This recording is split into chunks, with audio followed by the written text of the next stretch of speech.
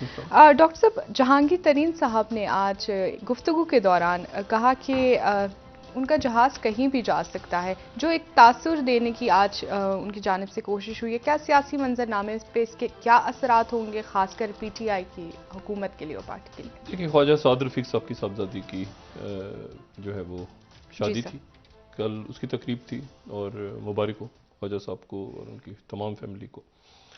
وہاں پہ یہ مکالمہ ہوا ہے، اور وہاں پر جو ایک روایات ہیں ہماری سیاسی روایات، جس میں یہ کہ خوشی کے موقع پہ اور غم کے موقع پہ سیاست کو ایک طرف رکھ کے سیاستدان اکٹھے ہوتے ہیں، تو اس کا ایک اچھا مظاہرہ کل نظر آیا. وہاں پہ پرویز الہی صاحب بھی تھے، اور وہاں پہ پیپلز پارٹی کی قیادت بھی تھی، مسلم لیگ نون کے لوگ بھی تھے، باقی رہنما بھی تھے. تو وہاں پر جہانگیر ترین صاحب بھی، کیونکہ جہانگیر ترین صاحب جو ہیں وہ ایک ان کا الگ سے سیاسی جو ہے وہ بیک گراؤنڈ ہے ان کا، تو وہ وہاں پہ گئے تھے، اور وہاں پر ہی پھر سوال ہوا.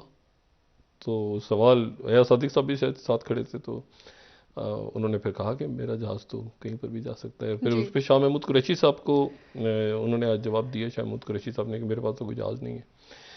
اچھا، اب اس میں پہلے تو ان کو شاہ محمود قریشی صاحب کو مبارک ہو کہ وہ بالآخر جو ہے وہ ان کو وائس چیئرمین اناؤنس ان کو کر دیا گیا. دیر سے کیا گیا، جی بالکل، دیر سے اناؤنسمنٹ ہوئی، لیکن کل اناؤنسمنٹ ان کی ہو گئی، تو ان کو دل کی گہرائیوں سے مبارکباد. یہ عہدہ جو ہے یہ کسی وجہ سے خالی رکھا گیا تھا، وہ میں یہاں پہ ڈسکس نہیں کرنا چاہ رہا اس وقت، لیکن یہ کہ ان کو مبارک ہو. ٹھیک ہے، جب تنظیمیں توڑی گئی تھیں تو اس میں یہ عہدہ، اور ہم نے ڈسکس بھی کیا تھا اس پروگرام میں. تو یعنی الیکشنز نہیں ہیں، لیکن ایک طرح سے آپ سمجھ لیں کہ نامینیشن ہے، یا چیئرمین کی طرف سے، عمران خان صاحب کی طرف سے. اچھا، تو وہ وائس چیئرمین تحریک انصاف اور وزیر خارجہ ہیں ہمارے. اور جو اچھا، شاہ محمود قریشی صاحب کو ایک تو اس عہدے کی مبارکباد ہو، اس سے علاوہ بھی مبارکباد ہو ایک کسی اور چیز کی جو میں ڈسکس نہیں کرنا چاہ رہا اس وقت. ٹھیک ہے، پھر خواہ خواہ میں مسئلہ کھڑا ہوگا. اچھا، دوسری جو بات ہے وہ یہ ہے کہ جہانگیر ترین صاحب کو بھی مبارک ہو، اور یہ کہ جہانگیر ترین صاحب جو ہیں وہ سیاسی طور پہ بہت فعال ہیں، بہت فعال ہیں. اور مسلم لیگ نواز سے لے کے اور مسلم لیگ کاف تک، اور پھر اس کے بعد ایم کیو ایم اور کراچی سے متعلق جو تمام یعنی پاک سے زمین پارٹی، مصطفیٰ کمال صاحب اور انیس قائم خانی صاحب یہاں پہ اسلام آباد تشریف لائے، تو ان کی ملاقات مولانا فضل الرحمان صاحب سے ہوئی. اس سے پہلے جو ہے وہ مولانا فضل الرحمان صاحب سے آج چائنا کے ایمبیسیڈر کی بڑی تفصیلی ملاقات ہوئی، اور کافی جو ہے وہ پس پردہ سیاسی سرگرمیاں جاری ہیں اور تیز ہیں.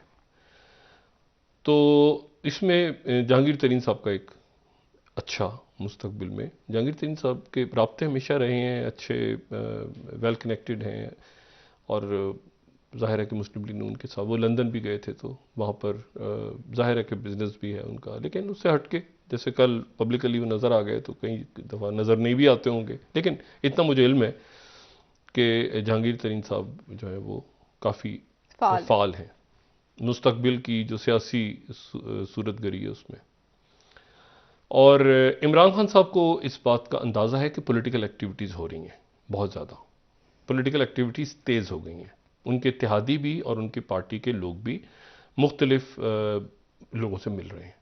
ٹھیک ہے، سفارتکار مختلف چائنا کے، امریکہ کے، باقی وہ بھی وہ کوئی عمران خان کی حکومت کے خلاف نہیں ہو رہا معاملہ. وہ یہ نہ سمجھے عمران خان صاحب کہ ان کی حکومت کے خلاف ہو رہا ہے.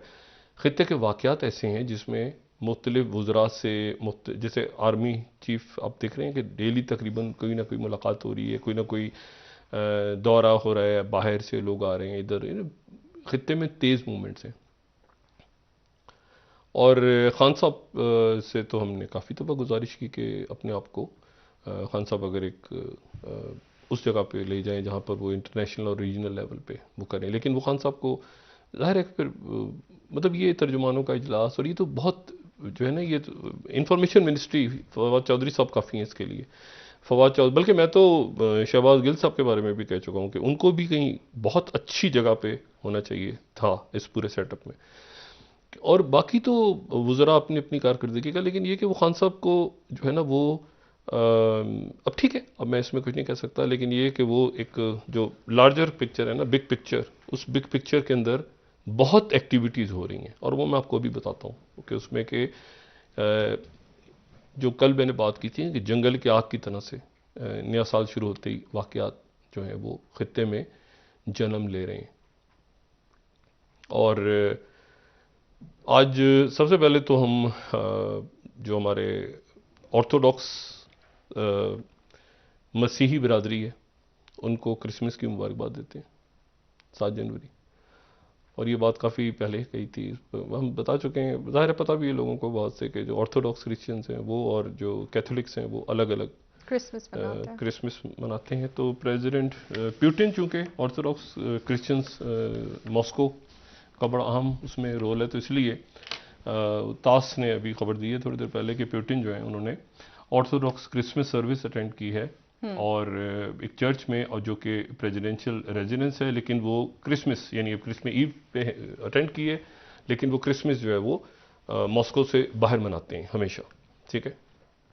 تو رشیا میں، جارجیا میں، اگر پاکستان میں یا کہیں جہاں جہاں بھی دنیا میں، سینٹرل ایشیا کے اندر جہاں جہاں بھی آرتھوڈاکس کرسچنز ہیں، ٹرکی میں سب کو مبارک، بہت جہاں پر بھی ہیں دنیا بھر میں، افریقہ میں بہت بڑی تعداد. اچھا، ایک تو یہ بات ہوگی. دوسری جو بات ہے وہ یہ ہے کہ بظاہر تو آپ اگر دیکھیں نا نقشہ، تو نقشے پہ آپ کو لگے گا کہ کوئی پتہ نہیں کہاں پہ ہے قازقستان، دنیا کے کس کونے میں ہے یہ، ہم کہاں کی پتہ نہیں بات کر رہے ہیں. لوگوں کو سینٹرل ایشیا کے ملکوں کا ہی بڑے ملک، کیونکہ زیادہ ہماری کنیکٹیوٹی نہیں رہی، سوویت یونین کی ریاستیں تھیں وہ، اس کے بعد وہ آزاد ہوئیں ساری، تو زیادہ لوگوں کو اس کی امپورٹنس کا علم بھی نہیں ہے. لیکن یہ ہے کہ یہاں سے جہاز میں بیٹھیں تو 2-2.5 گھنٹے میں آپ پہنچ جاتے ہیں، 2.5 گھنٹے میرے خیال سے یہاں سے الماتے اسلام آباد سے، اتنی تقریباً فلائٹ ہے. تو وہاں کے حالات جو ہیں وہ آپ سمجھیں کہ اس وقت پوری دنیا کو ایک، جو میں ہمیشہ کہتا ہوں کہ ایک بڑی جنگ کا آغاز ہو چکا ہے. اس کی کئی ڈومینز ہیں، ڈپلومیٹک سے لے کے یعنی kinetic, non kinetic, hybrid, missiles, hypersonic, اور ریئر ارتھ منرلز، اور یہ سارا کچھ. یہ تو کیوس ہے پوری دنیا میں. یہ اس وقت کیوس جو ہے، یہ جو میں نے کل بھی بات کی تھی کہ وہ اب دنیا نہیں ہے کہ جہاں مرزا غالب بیٹھ کے جو ہے شاعری کریں گے یا شیکسپیئر لکھیں گے کوئی ناولز بیٹھ کے. اللہ کرے کہ ایسا ہو، لیکن یہ کہ افراتفری اتنی زیادہ ہے لوگوں کو. ابھی جیسے کچھ دیر پہلے ہم بات کر رہے تھے کہ بلیک بیری ختم ہو گیا لوگوں میں، ابھی ہم تھوڑی دیر پہلے بات کر رہے تھے کہ عرب دنیا میں بڑا اس کو بلیک بیری کا پنگ ہوتا تھا، اور وہ سارا لوگ یاد کر رہے ہیں. تو اتنی تیزی کے ساتھ جو ہے وہ چیزیں اور ٹیکنالوجی چینج ہو رہی ہے کہ اس میں یہ بہت اہم ہے کہ لوگ اپنے آپ کو بہت زیادہ الرٹ رکھیں. اور پاکستان میں تو خاص طور پہ، کیونکہ پاکستان میں اگر رہتے ہیں تو بڑا ضروری ہے کہ لوگ اپنے آپ کو فارم میں رکھیں. پاکستان میں رہنے کے لیے ضروری ہے کہ آپ یا فارم میں ہوں یا یونیفارم میں ہوں. تو اب اس میں یہ ہے کہ خطے کے واقعات ایسے ہیں کہ ان واقعات میں جو ہے وہ قازقستان اچانک 3-4 دنوں کے اندر وہاں آگ لگی، اور پھیلتے پھیلتے اب ایسی مرحلے پہ پہنچ گئی جی کہ وہاں پہ جو ان کے پریزیڈنٹ ہیں، یعنی یہ بات بڑی عجب بات ہے کہ ان کے پریزیڈنٹ نے خطاب کیا، کچھ 3,500 رشیا کی کہ فوج جو ہے وہ قازقستان میں پہنچ گئی ہے. اور ان کے جو پریزیڈنٹ ہیں وہاں پہ، ان کے پریزیڈنٹ نے خطاب کیا ہے قوم سے، اور ان کے پریزیڈنٹ نے قوم سے جو خطاب کیا ہے، اب اس خطاب کے اندر انہوں نے، اب میں بالکل ہمارا چونکہ ایک برادر ملک ہے اور کوئی بھی ایسی بات ہماری طرف سے نہیں ہونی چاہیے جو کہ ان کے الفاظ نہ ہوں. تو اس لیے یہاں پہ یہ ضروری ہے کہ ہم احتیاط کا مظاہرہ کرتے ہوئے جو ان کے پریزیڈنٹ نے جو گفتگو کی ہے، قوم سے جو خطاب کیا ہے، وہ اس کو اسی طرح سے کوٹ کریں جس طرح سے ویسٹرن میڈیا کو کوٹ کر رہا ہے. ٹھیک ہے. توقایف جو ہیں ان کے پریزیڈنٹ، جنہوں نے وہاں کی حکومت کو، وزیر اعظم کو برطرف کیا ہے، وزیر اعظم کو بھی کیا ہے، اور جو نور سلطان تھے ان کو بھی کیا ہے. تو لیکن جو ان کی سپیچ کا مین، اگر آپ سوچیں کہ سنگل لائن کیا ہے، تو سنگل لائن یہ ہے کہ الجزیرہ کو کوٹ کر دیتے ہیں کہ کازک لیڈر جو ہیں انہوں نے اپنی فوج سے کہا ہے کہ شوٹ وداؤٹ وارننگ. ٹھیک ہے، گولی چلا دو وارننگ کے بغیر، الجزیرہ. ٹھیک ہے. اچھا، اور اسی کو پھر اس کے بعد رشین جو تاس ہے وہ کہہ رہا ہے کہ گن بیٹلز ریزیوم ان الماتے. ٹھیک ہے. اور یہ پراپر اسٹریٹ فائٹ ہو رہی ہے، اور اسٹریٹ فائٹ ہو رہی ہے، اور یہ مطلب اس طرح سے آپ سمجھ لیں کہ پولیس ایک طرف چلی گئی، فوج آئی وہ بھی ایک طرف چلی گئی، فوج کے لوگ بھی 18 سے 20 یا اس سے زیادہ. پورے ملک میں انٹرنیٹ کاٹ دیا گیا. یہ عدم استحکام کا، جو سب سے مستحکم ملک وہ عدم استحکام کا شکار ہو گیا.